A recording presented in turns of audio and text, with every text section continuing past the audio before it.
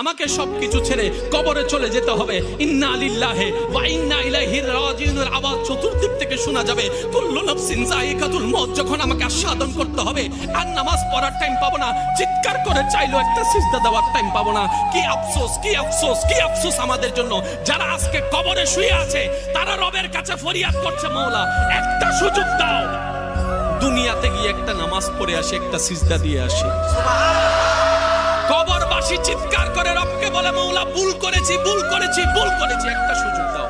আবার দুনিয়ায় যাব, মাওলা হাজার ব্যবসা থাকুক আমি নামাজ ছাড়বো না, হাজার চাকরি থাকুক আমি নামাজ ছাড়বো না, মাওলা একটা সুযোগ দাও, একটা সুযোগ দাও, একটা সুযোগ দাও। মাটির নিচে যারা আছে তারা বলছে, আর মাটির উপর যারা আছে তারা বলছে, ভাই নামাজ তো পড়তে আয়। একজনে বলে যে কিভাবে আসবো, আমার প্যান্ট তো ঠিক নাই, আমার প্যান্টও ঠিক নাই, আমার শরীর তো পাক নাই, আমার কাপড় তো পাক নাই,